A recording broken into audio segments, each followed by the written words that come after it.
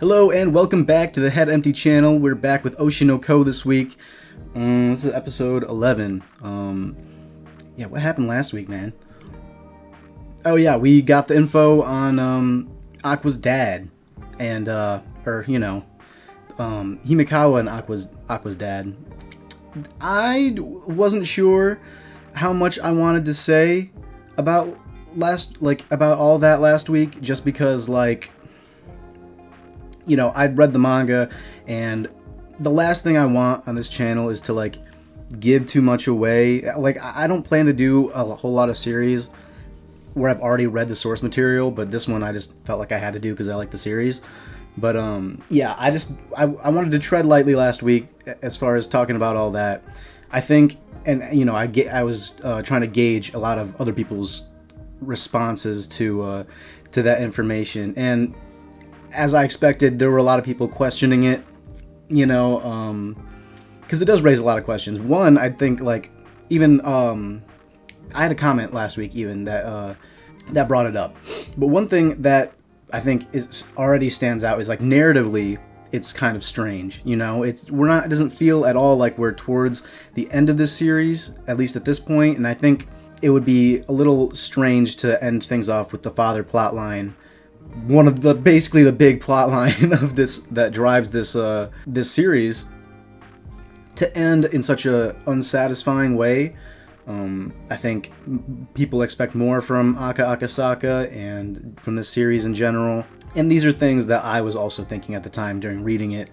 I think some of the obvious questions it raises is does Himikawa fully know that this was his father? And if it wasn't, what would that mean? It would mean that he has another father, and that there would be something going on with his mother. I can't remember her name, but we got it. I know that.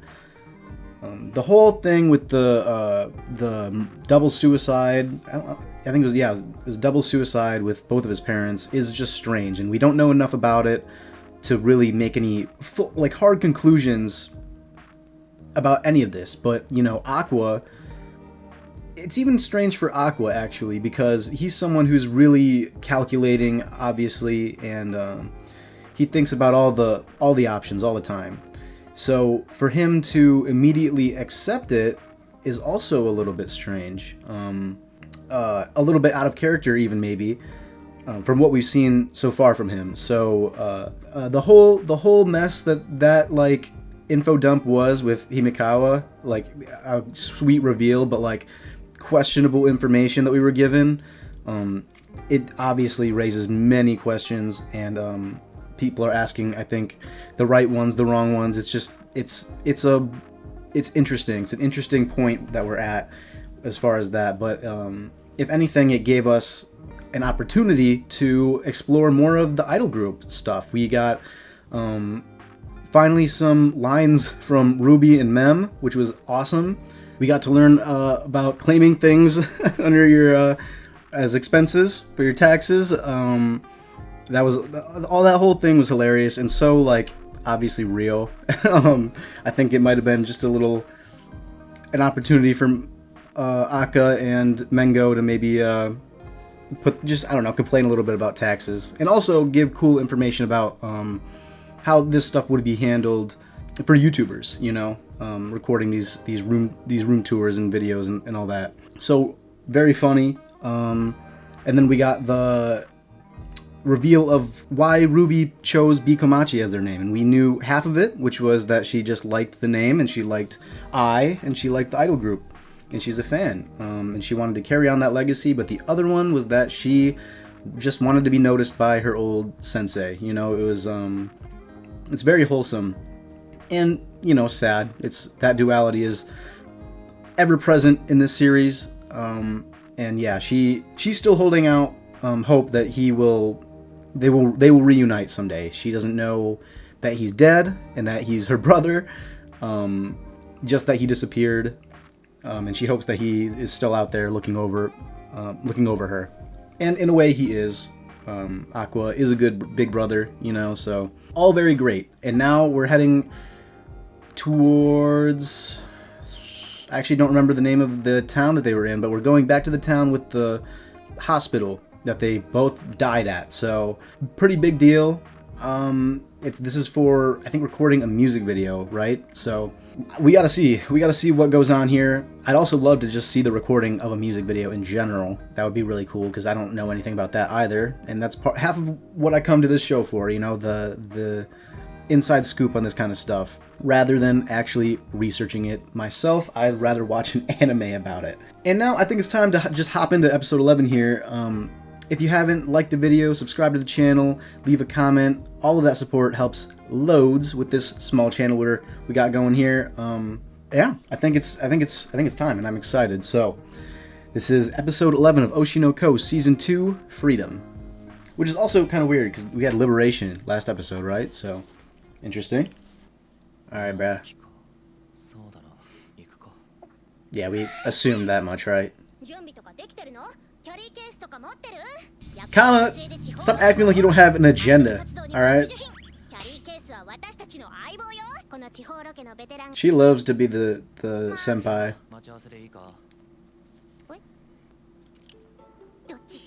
Alright.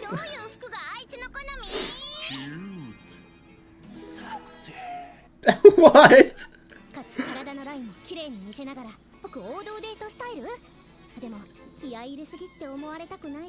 Overthinking the hell out of this. I like the first one. If there's anything we know about Kana, though, it's that she knows how to dress. This is for a suitcase? Is that what this was for? I can't even... What did we settle on? Alright, I like the coat. Oh, okay, Aqua.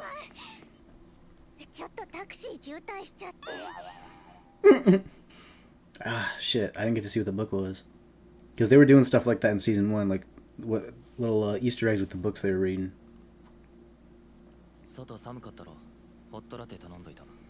This does feel like a date.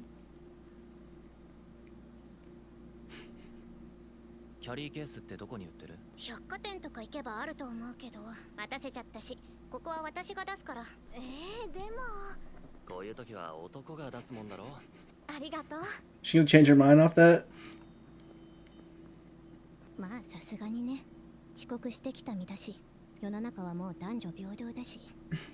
It's the way I always look at it is just like offer to pay, and if someone else insists, you know, then just back off. I've never been a fan of fighting over the check. You know, I think try to be the one. Like, I don't think the whole gender roles thing with guy pays. I mean, I'm a guy and I probably would pay, but I don't think it really matters. I think the whole overthinking aspect of that is so silly. Just offer and then, you know, have a quick... Whoever offers first, you can say, no, I'll pay, and then it's just a yes or no and be done with it. Obviously, this is not what's happening in this situation, but it's something that happens a lot, fighting over the check. I'm just like, just get them next time. Damn, I didn't realize they had such a crazy height difference. Dude, this is for a suitcase. But there's no way he's this oblivious, right?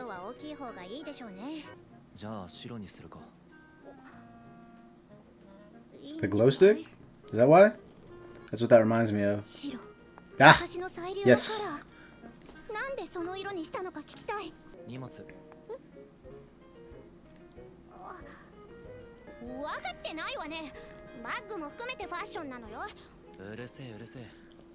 It is cute. They are a cute pairing.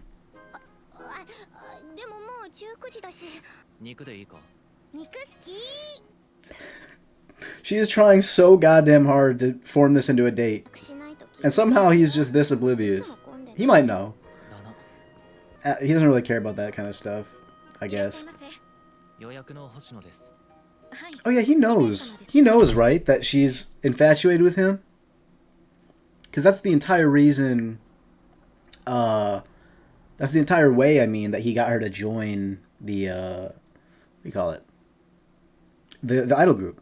So he should know. He knows. He's just not biting, I guess. Dude, I'm so hungry. Oh. Yeah.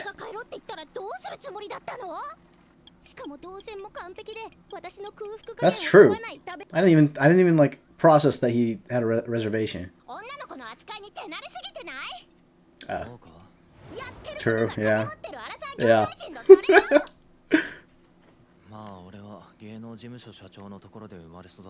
It's a good cover. Also, probably true.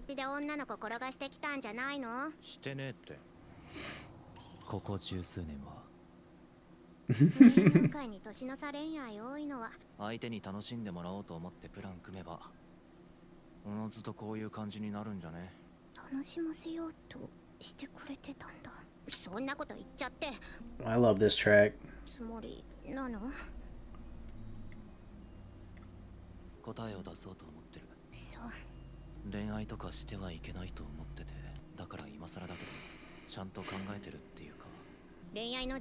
Freedom. That's a good point. So, yeah, it's tricky with the whole reincarnating thing. Like, there's multiple reasons, obviously, why he wouldn't want to get romantically involved. You know, the one that we've seen the most is, seen the most evidence for is that he was just he felt too guilty. He didn't feel like he had the right to really enjoy this life to its fullest. Just that he had a duty towards that's why he was living. But also, it's probably a little bit strange for him thinking about getting romantically involved with people that would be his age at this point. You know, I would imagine that's strange, and the morality of it is also something. It's always a discussion when it comes to these kind of stories, and so yeah, it's interesting. I think that is a good point though. Like, it is a basic human right to feel attraction and want to pursue it, and he's. I think it is the responsible thing. Also, him refraining for all this time. It's just been a mixed bag of all those things, you know. But at this point, we've seen up until now, he's just becoming more and more and more comfortable with being really Aqua, and especially with as much as he really got to open up during the play, he's coming to accept all this, and of course his previous drive is gone, so now he's just kind of like he can actually live, you know. He can see a little bit more clearly. It does make sense that he's considering things as things are now. That's true. She can't even date. She's trying her damnedest to have a scandal with this dude.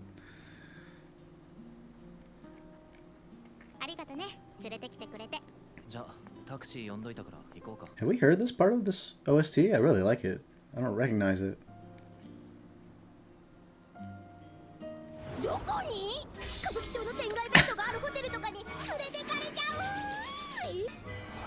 Yeah, he knows, man. Look at that smug look. He is pretty smooth.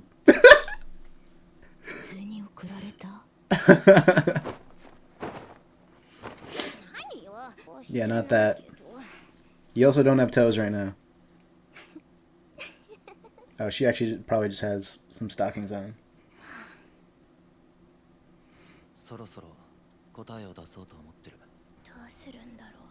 Might be taking Himikawa's words into account a little bit about him being a player.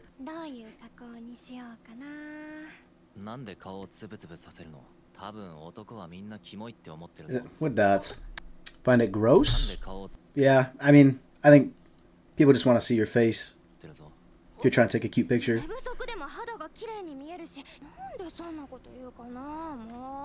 Though growing up with mostly women my entire life, I get this, you know, obsessing over the, editing your pictures for Instagram or whatever the hell.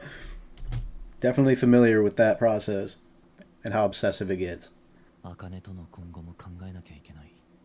Yeah, he's got time for it now. The whole public already thinks that it's happening. Yeah. It's more than that now. Oh, real mature response. I want to go to Hawaii. Excuse me, I'm just sucking at reading today. Yeah. I was gonna say, that sounds like you're joining our field trip.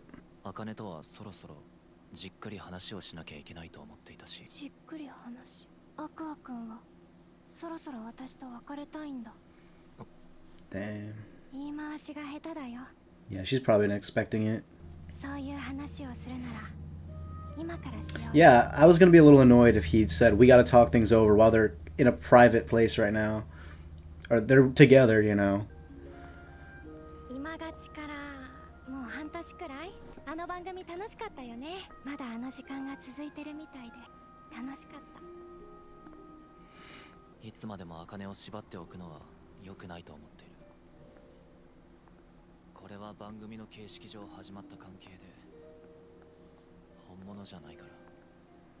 This...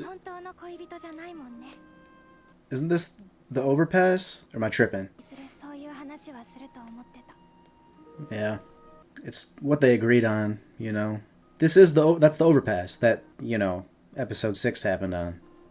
It's a pretty shot.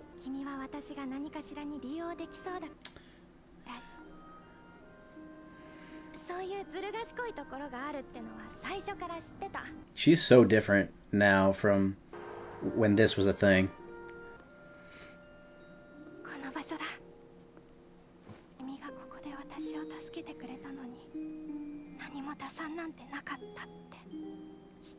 That's true.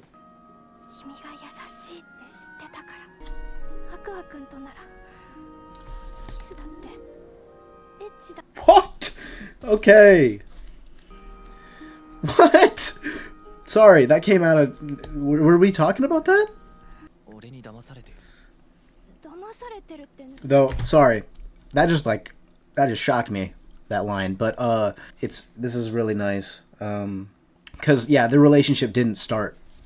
It didn't start that way, you know? And she fell for him originally because of his kind-heartedness, like she said. And we've always known that there's obviously a good guy in our protagonist here. And so now, I mean, honestly, if there's any time, it is now. Like, he's talking about not holding her down, but that other part of him, that deceptive side, that unfortunately she's been fully aware of, but that other part of him is just kind of, he's not present right now. So, you know, I think things could work out.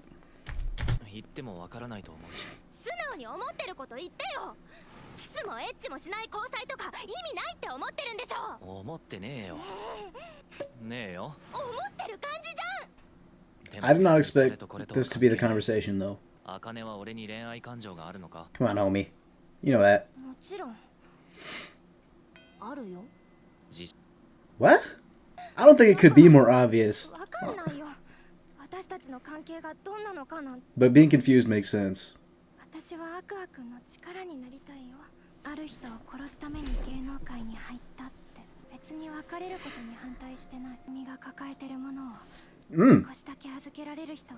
I talked about this. That's like her thing. She wants to shoulder the burden alongside him. 100 people. Dang. I'm trying to think how many we've seen.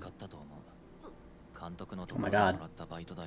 Yeah, I never even thought about the expenses that would rack up. Whoa. Whoa, that's fucking cool.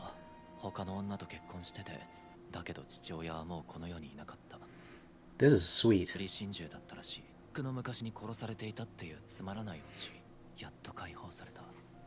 Freedom.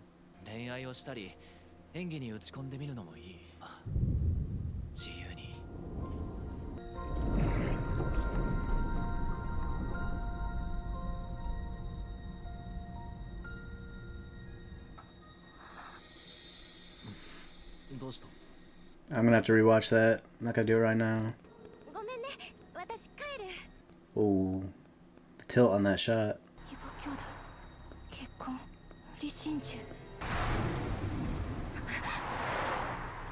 アクア君は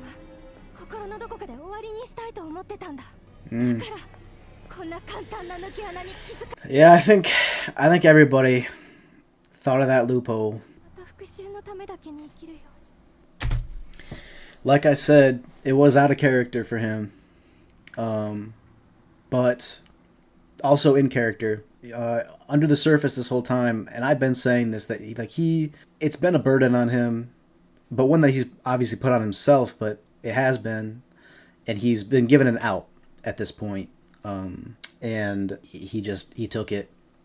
I think, without even realizing it, he was looking for an out. If not for that, if not for getting that convenient piece of information, to fill in that gap for him, which there's an obvious loophole, like she said, but without that, I think he would have kept going for sure until he found whoever. But yeah, it's pretty wild. He latched onto it,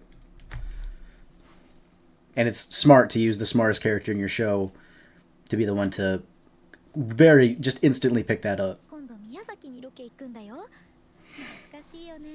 お兄ちゃん最近ちょっと明るくなったっていうか、着物が落ちたみたいな。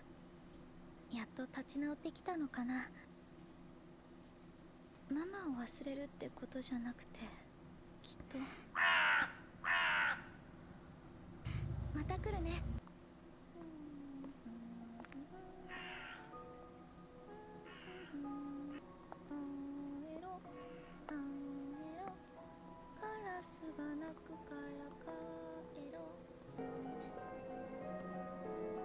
星のルビー、美人に育ったね。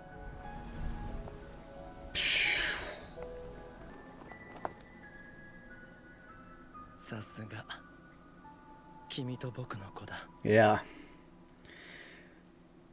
That's how it ends? Okay. I tried to write down a couple things this episode. This was a good episode, man. Even like the first half where it was just Kana like in her head the entire time trying to turn this into a date. That was all really enjoyable as well. It took up a lot of the episode, but I didn't even feel it really.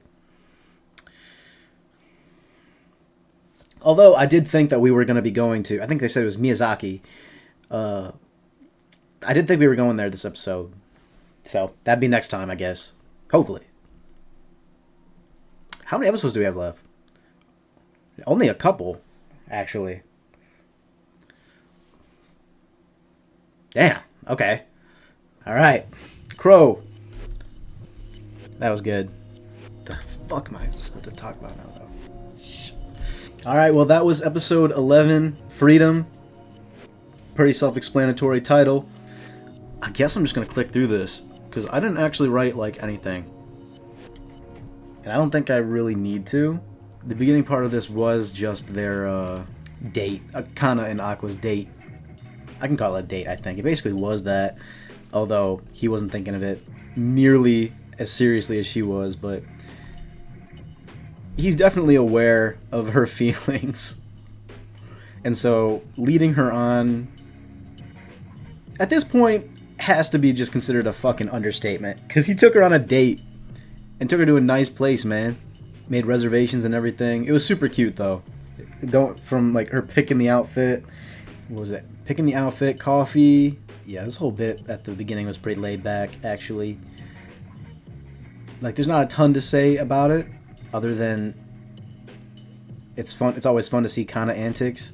And I do think, genuinely, I think both, like, Akane and Aqua and Kana and Aqua, I think they, both of those two pairings work well. I think they've done a really good job at setting up this love triangle thing. And I think towards both sides, even in this episode, yeah, both sides, they teased at it, at both of those relationships being pursued. Though, I think Akane obviously holds most of the cards here because, Aqua's sitting here talking about dumping her or whatever, setting her free, but she's closer to being his girlfriend, his real girlfriend right now, than Kana by a long shot. They're literally called that. And yeah, Aqua, I mean, he's still got it, right? He knows how to take girls on dates despite his age, and she's probably like blown away by how comfortable he is with all this. He thought of this as a date for sure.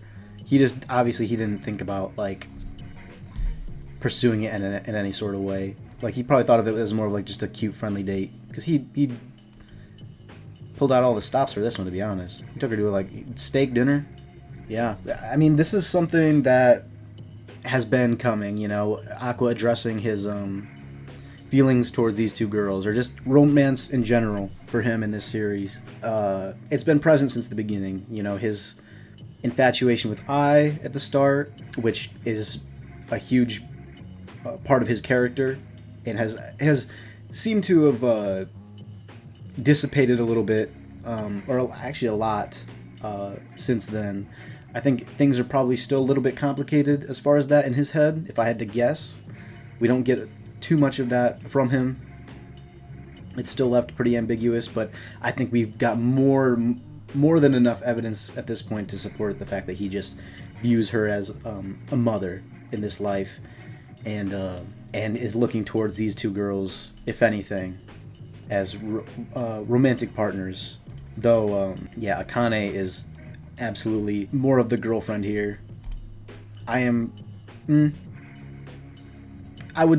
definitely, I would say, I'm not a shipper, really, but if I shipped any, I love Akane.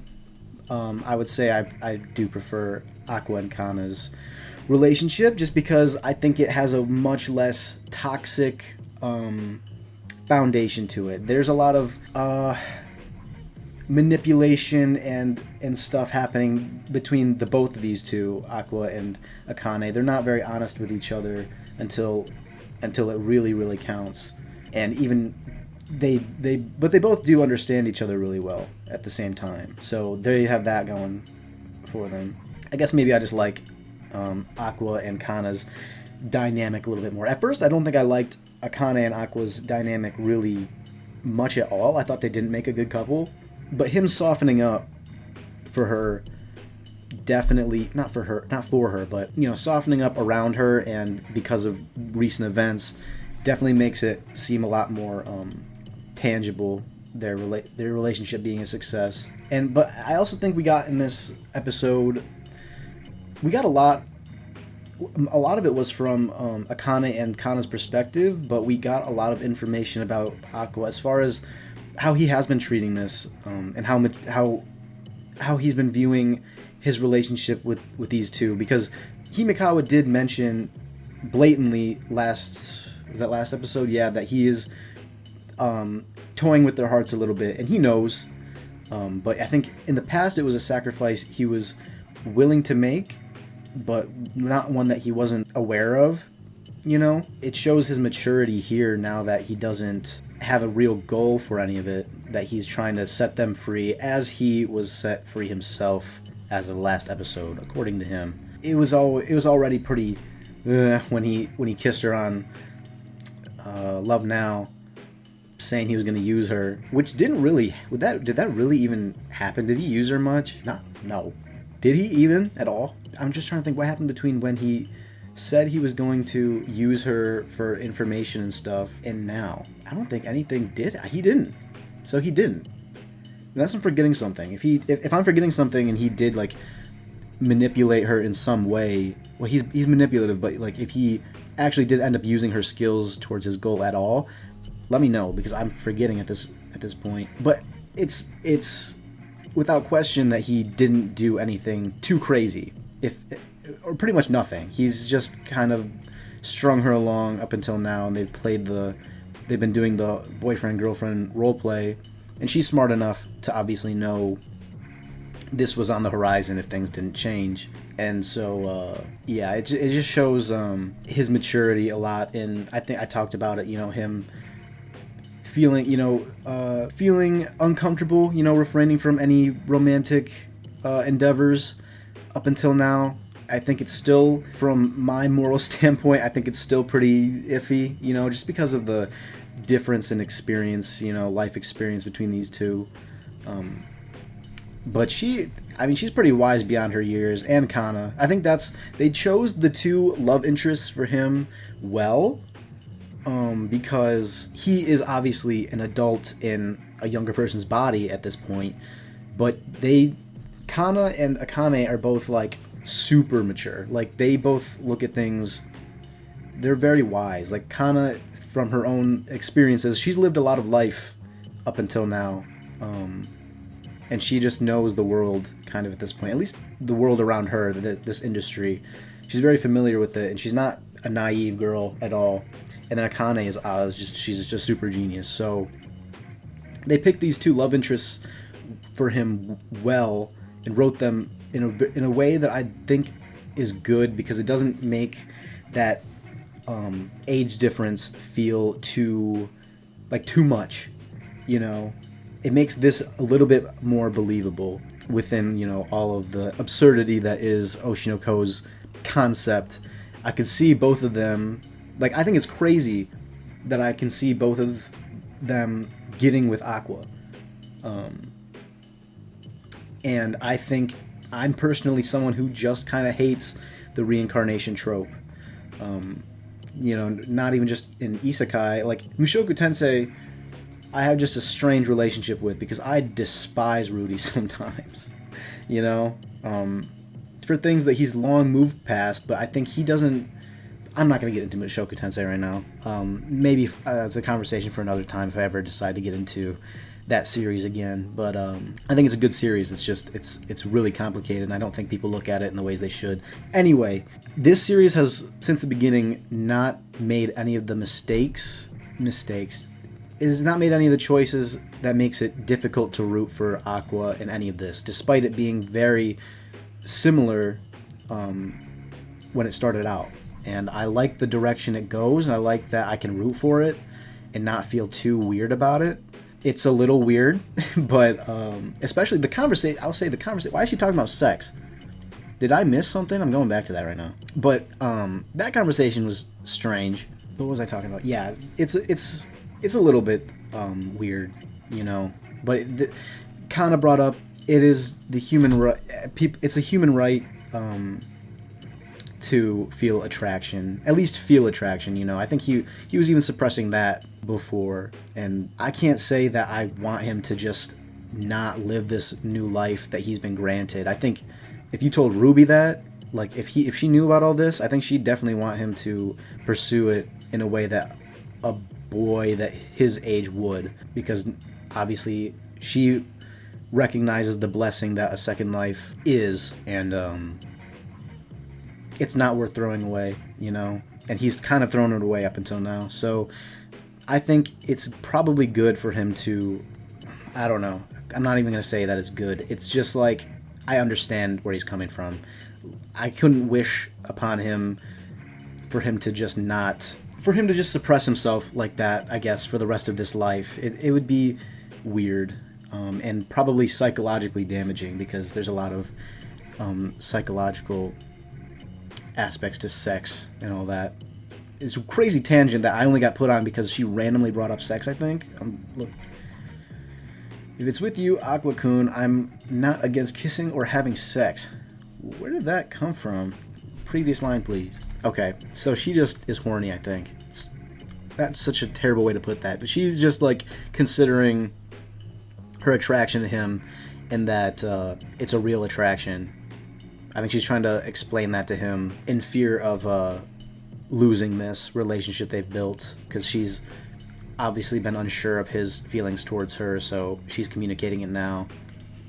It's just it is a weird conversation. The conversations these two have feel like they come out of nowhere. I'm wondering if it's just me. I don't remember this in the manga at all. I do like that it's on this overpass, this bridge. I think it's super cool that they're back here and they address it too. But I'm not sure if it's on the anime or if it's just the writing of it, why this feels a little bit...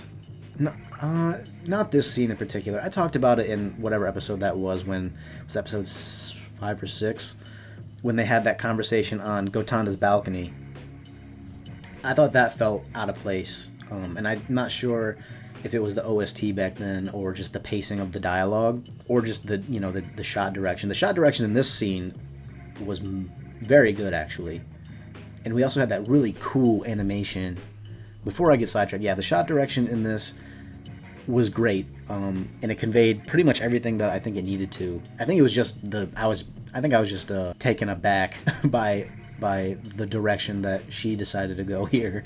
I think this was actually a really good scene, much better than that scene, because I think that scene was supposed to be a lot more heartfelt and less sinister than it came off, but it didn't do it for me. But this one feels right, so I don't know why. It was literally just I wasn't expecting the turn that the conversation took. No, I think this was good. This is one of their better scenes together, actually. They brought back soundtracks that I feel like I haven't heard in a long while, since season 1 maybe even. Sorry, I try to do this a lot where I hear a soundtrack and I try to pinpoint what scene I remember it from, because I think the best soundtracks can do that. And I think if I gave it a little bit more time I could, but I can't right now. But anyway, I was talking about that sequence of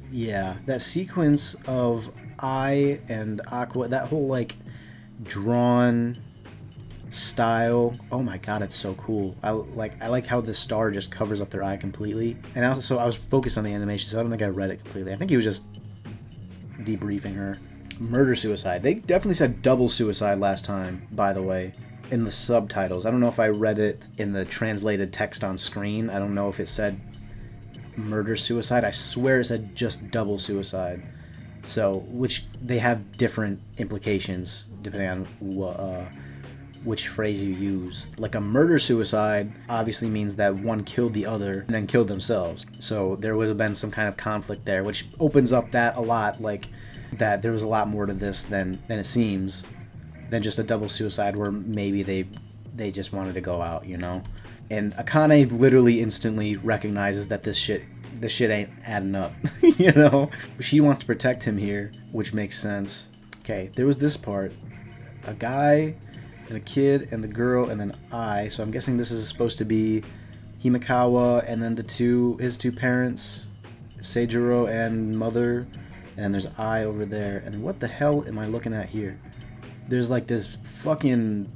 What is that? Amorphous thing. Is it like some creature that gets between them? It's obviously just symbolic, but it gets between her and that family, and then goes into like her womb, and then the pink and blue stars are born. Not sure what that means exactly, but it doesn't. I think what she's obviously thinking of here, in terms of like the loophole that he's missing, and I talked about why he would probably not notice that, is that if Himekawa actually knew for sure that was his father, or if his mother was actually the one who had an affair, because I think he said he knew that his father was having an affair with other women, which would, like, I think logically, if you saw it from his perspective, I think it makes sense. Like, if you see your father going out with all these women and cheating on your mom, and then a murder suicide happens, you probably assume that she finds out and flips out on him, and then they both die. However that would play out. There's the reverse option that is there, where it's he was never his father, and Himekawa's mother was out doing something. I don't remember her name. It's kind of pissing me off that I don't remember her name, but we just don't know enough about either the parents or that situation, but we got confirmation at the end of this episode that was not the father. We see the father. He's got the blonde hair, and he says it's our son to I. Yeah, Himekawa's mother was definitely... She was out doing shit, too. And I wonder... I was going to say I wonder if Aqua would say anything, but obviously he's not seeing this type of shit. And Akane is just going to keep it from him, because probably the best thing to let him live blissfully ignorant here. A lot of lies in this episode, at least between those two. And I think, of course, lies is the biggest theme of this show. And he lied to himself here. People want to hear lies, right? That's like the whole thing. And he wanted to find something. He just fully believing in his own lies here too. Aqua's smart. He's not a genius, but he's smart. So he would not overlook something like this if he wasn't so emotionally invested. And of course, he's emotionally invested in all of it. But like I said, he wanted an out. Akane doesn't want him to revert back. I couldn't think of a better phrase for that. And everybody notices. Ruby notices. She's always noticed that he's been off ever since then. She just never knew how bad. She just thought he was gloomy and depressed. But everybody notices this change in him. A lot of good character stuff in this episode, and lots of interesting reveals and setup for future things. I would love to see the father's eyes. I would love to. They purposefully gave him just black glasses, but I would really love to see what they look like. If they're like eyes at all. I gotta say, he does look pretty cool in this get-up, though. And so yeah, I mean, I think I talked about pretty much everything there is to talk about in this one. I think it's also crazy that the father still goes to visit Ai's grave. Very interesting, considering Aqua suspects him of being her killer. You know, the one that would have leaked the information to the stalker. So why would he still be going to her grave? Very, very strange. Unless he's after Ruby, you know. I think one of the things that people have theorized is that he would have been in the industry. That's what Aqua thinks. But if he was, then he would have been threatened somehow by her having children.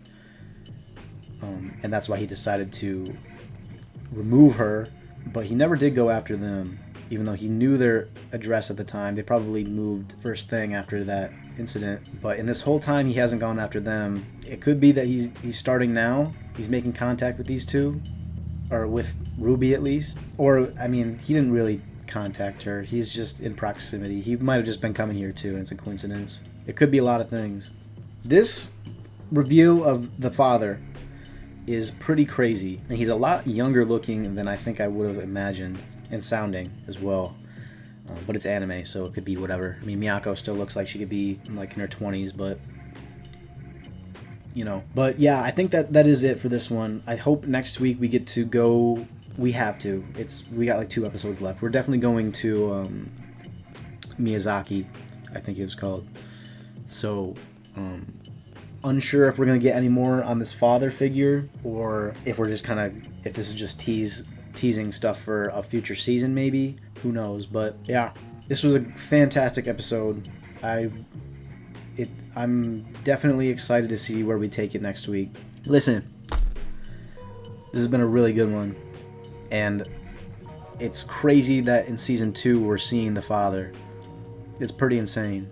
I don't know how many seasons this will get, because the manga is still ongoing. I think it's on its way out right now. It's going to end soon. It's on its last arc. But I don't know when adapting that how long we would end up going as far as like seasonal structure. I'm thinking maybe just 3 seasons. Shit. A week, man. All right, a week till next time. Yeah. Okay. Thank you so much for watching. Like the video, subscribe to the channel. Leave a comment. What are your thoughts on this father? And what are your thoughts on the relationships that we've been seeing for Aqua this episode? I don't know if I've asked this, but are you Team Kana or Team Akane? Do you think either of them will end up with him? Yeah, let me know all that. What are your thoughts, basically? Other than that, I think we're out of here. Thank you so much, and goodbye.